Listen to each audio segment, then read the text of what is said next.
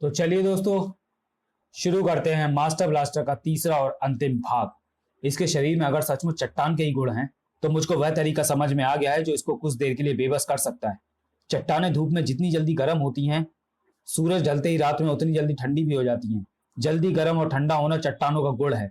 और इस oxygen cylinder में भरी ऑक्सीजन जब अचानक बाहर निकलेगी तो जबरदस्त कूलिंग इफेक्ट पैदा होगा।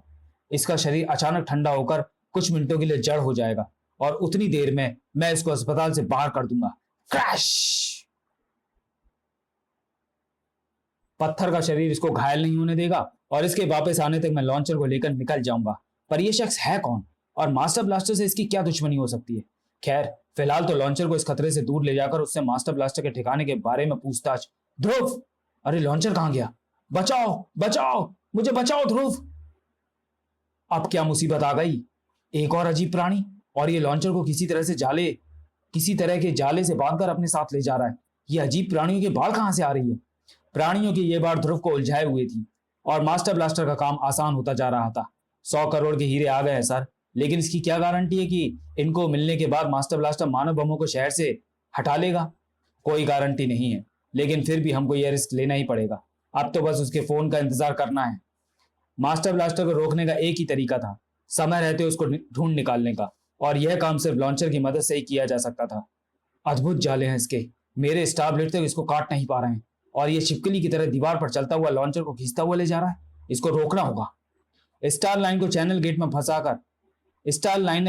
में फंसकर उसको बंद कर दिया और लॉन्चर का शरीर उसमें फंसकर रह गया। इससे पहले कि वह अजीब प्राणी कोई कदम उठा पाता, जाले उसके हाथ से छूट चुके थे और उसका शरीर दीवार से नीचे आ चुका था। तुम लॉन्चर को मुझसे नहीं बचा पाओगे ध्रुव। तड़ाक! लॉन्चर को तो तुम लोग किसी भी कीमत पर यहां से नहीं ले जा सकते, पर अब मुझको यह बताओ कि तुम और तुम्हारे साथी मास्टर ब्लास्टर के पीछे क्यों पड़े हो? क्या बिगाड़ा है उसने तुम्हारा? यह तो तुमको पता चल ही जाएगा, क्योंकि मास्टर ब्लास्टर को मारकर जब हम वापस आएंगे तो तुम हमको यहीं पर मिलोगे, मेरे जालों में बंधे हुए। इस जाल को मेरे अलावा और कोई नहीं काट सकता, तो फिर इस जाल को तुम ही काटना। ध्रुव के रोलर स्केट्स बाहर निकल आए और ध्रुव का शरीर उस प्राणी के चारों तरफ घूमने लगा और उस प्राणी का शरीर अपने ही जालों में लिपटने लगा। अब तुम अपने आप को आजाद करते रहो, मैं तो लॉन्चर को लेकर चला यहां से। मुझे पता था कि मैं तुमसे जीत नहीं पाऊंगा ध्रुव भैया। ध्रुव भैया? इस नाम से तो मुझे पिंटू बुलाया करता है, मेयर शांतिदास का छोटा बेटा। यानी तुम पिंटू हो? हाँ ध्रुव भैया, मैं पिंटू हूं। आपने जिसको नीचे गिराया वह रोहित भैया है। रोहित? तुम लोगों का यह हाल कैसे हुआ? चुपचाप। हम लोग मास्टर ब्लास्टर को ढूंढते हुए जयपाल के घर गए थे।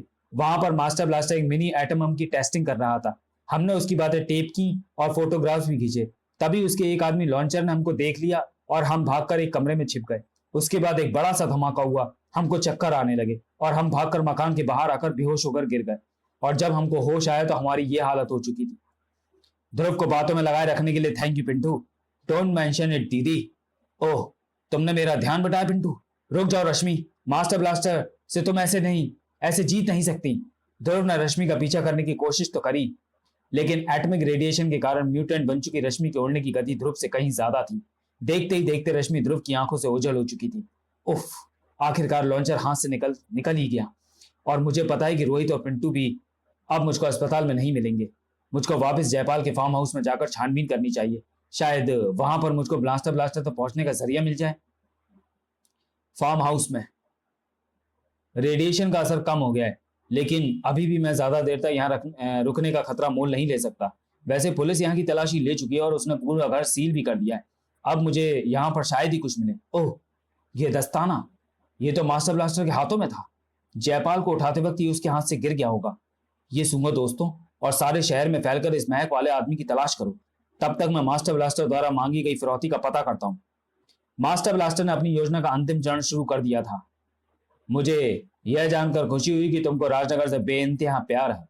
अब ध्यान से सुनो, तुमको हीरे एक एयर टाइट ब्रीफकेस में रखकर गांधी पुल के ऊपर से विसार नदी के बीचों बीच फेंक देने हैं। समझ गया? लेकिन ध्यान रखना कि ना तो ब्रीफकेस में कोई ट्रैकिंग यंत्र लगाओ और ना ही कोई सूटकेस का पीछा करने की कोशिश करे। अगर ऐसा हुआ तो राजनगर में एक साथ 9 एटॉमिक धमाके हो जाएंगे। और हाँ, समय बताना तो मैं भूल ही गया। ब्रीफकेस को शाम के ठीक 6:05 पर नदी में फेंकना। बाय। हम ब्रीफकेस का पीछा करके मास्टर ब्लास्टर तक पहुंच सकते हैं। तुमने शायद ध्यान से नहीं सुना ध्रुव, मास्टर ब्लास्टर ने ऐसा करने पर मानव बमों को फोड़ देने की धमकी दी है। चिंता मत कीजिए कमिश्नर साहब, पीछा इस तरह से होगा कि मास्टर ब्लास्टर को खबर होगी ही नहीं। और शाम को निस्सार विसार नदी के ऊपर गांधी पुल पर 6:05 होने ही वाले हैं। 56, 57, 58, 59, 60। ब्रीफकेस हवा में तेजी से नीचे उतरता हुआ नदी की लहरों में समाता चला गया, एकदम राइट टाइम पर। अब मैं इस ब्रीफकेस को लेकर पानी से बाहर कहां निकलूंगा ये कोई नहीं जान सकता, क्योंकि कोई भी इतनी लंबी नदी के तट पर लगातार नजर नहीं रख सकता। अब पानी से बाहर निकलने के बाद सबसे पहले मुझको हीरे चेक करने हैं। हीरे हैं?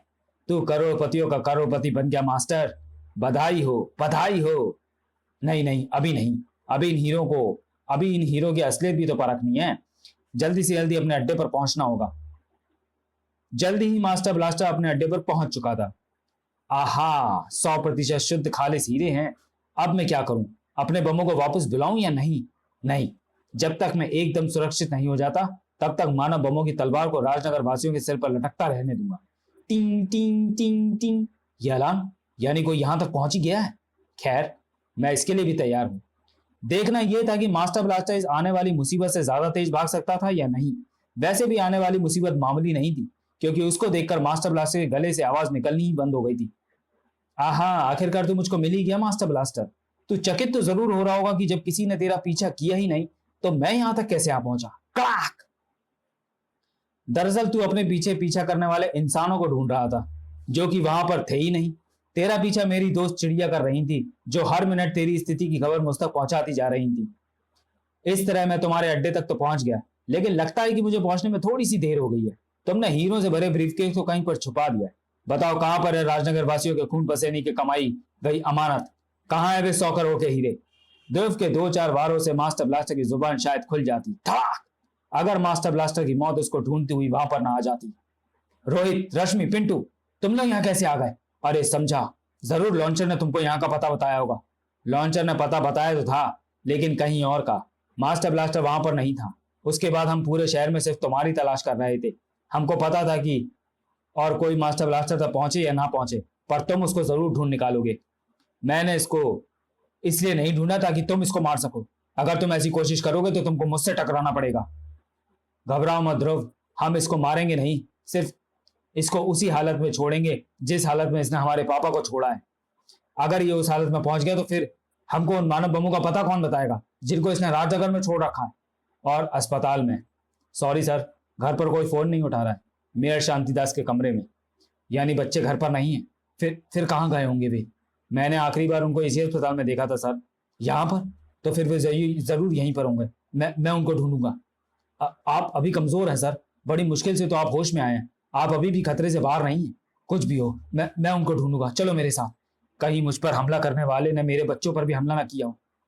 लड़खड़ाते पैरों से मेयर शांतिदास ने अस्पताल के कई कोने छान मारे। कट कट ठाक! इस दरवाजे के पीछे से आवाजें कैसी आ रही हैं? कि दरवाजा तो लॉक है, कहीं मेरे बच्चे इसी के अंदर तो नहीं है। Cut cut! चाबी मंगवाने का वक्त नहीं है, मैं दरवाजा तोड़ता हूं सर। ठाक! दरवाजा खुला, लेकिन बच्चे अंदर नहीं थे। डॉक्टर मूसा, आप यहां पर? मेयर शांतिदास के बच्चे यहां पर थे। कड़ाक! लो ध्रुव भैया, हमारा काम तो हो गया। हमने इसकी 70% हड्डियां तोड़ दी हैं, हिसाब बराबर हो गया। अब तुम इसका जो चाहे वो करो।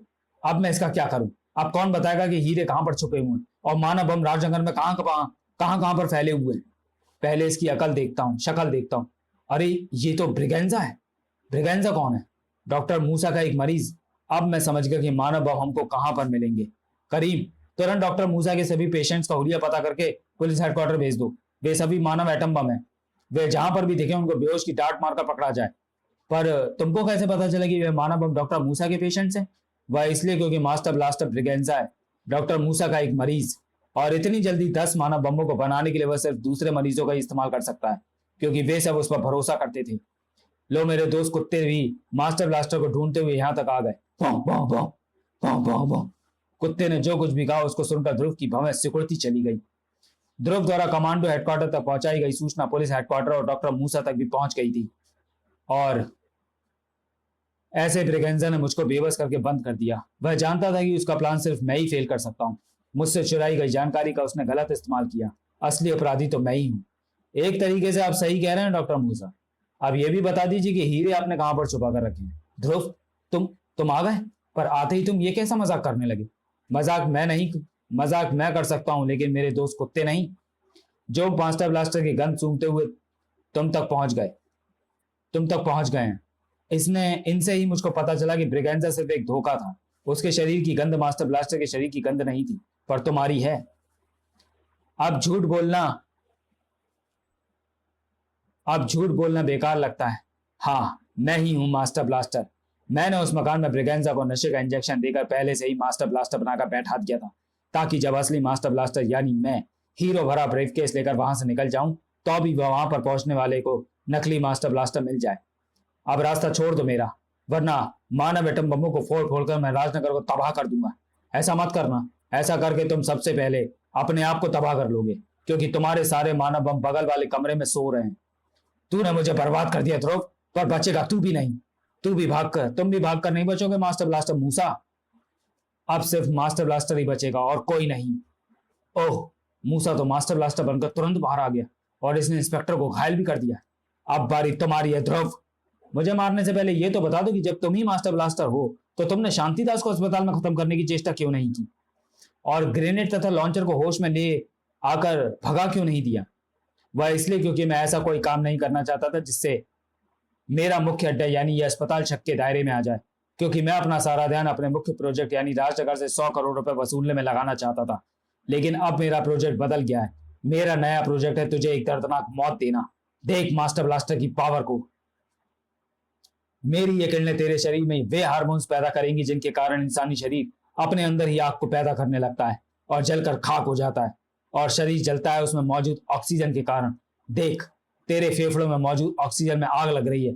अब जल्दी यह आग तेरे पूरे शरीर में अंदर ही अंदर फैल जाएगी और तू राख बन जाएगा। हमारे रहते तू ध्रुव भैया का कुछ नहीं कर सकता शैतान। तुम लोगों की शक्तियों के कारण मुझे पता है तुम लोगों का यह हाल रेडिएशन की अधिक मात्रा के कारण हुआ है। मैं तुम्हारे शरीर में ऐसे हार्मोन्स पैदा कर दूंगा जो रेडियो एक्टिविटी की किरणों को सोखकर नष्ट कर देते हैं। ऐसा होने से तुम फिर से सामान्य रूप में आ जाओगे और इस रूप में तुम मेरे सामने पल भर भी नहीं टिक पाओगे। रोहित, रश्मि, पिंटू, तू वाकई में शैतान है मूसा। शैतान ना होता तो तुझे ऐसी अपमानजनक मौत कैसे दे पाता। मर ध्रुव, तिल तिल करके मर। सारे शरीर में मौजूद ऑक्सीजन के अणु जल रहे हैं। शरीर की जलन बढ़ती जा रही है। जल्दी मेरा शरीर लपटों में गिर जाएगा। इस स्थिति से बचने का एक ही तरीका है, इसकी किरणों को रोकना। पर यह होगा कैसे? यह ऑक्सीजन मास्क, यह ऑक्सीजन के सिलेंडर से जुड़ा हुआ भी है। यह शायद मुझको जिंदा रख सके। हा। तो बिना पानी की मछली की तरह ताप रहा है ध्रुव। कर ले कोशिश, कर ले। यह ऑक्सीजन शायद तुझको कुछ पलों के लिए और जिंदा रख सके। यह ऑक्सीजन में जिंदा रहने के लिए नहीं, बल्कि तुझे अधमरा करने के लिए लगा रहा हूं। ध्रुव के मुंह से होती हुई आग पाइप के चिथड़े उड़ाती हुई सिलेंडर तक पहुंची। सिलेंडर फट पड़ा और मास्टर ब्लास्टर इस ब्लास्ट से नहीं बच पाया। ब्लास्ट से खेलने वाले के अपराध जीवन को एक ब्लास्ट ने ही खत्म कर दिया था। और फिर वी आर सॉरी ध्रुव भैया, आपने दिखा दिया कि सच्ची ताकत सच्चाई में ही होती है। किस्मत ने हमको शक्तियां दे दी और उन शक्तियों की मदद से हमने अपना मकसद भी पूरा करना चाहा, लेकिन मकसद को पूरा किया आपकी सच की शक्ति ने। सही कहा मेरे बच्चों, हमेशा याद रखना कि सच्चाई हीरा है और बुराई तलवार। तलवार लाख कोशिश कर ले पर वह हीरे पर खरोच भी नहीं मार सकती। समाप्त। तो चलिए दोस्तों, वीडियो को यहीं समाप्त करते हैं और मिलते हैं सुपर कमांडो ध्रुव की अगली कॉमिक्स रोबोट में। तब तक के लिए धन्यवाद।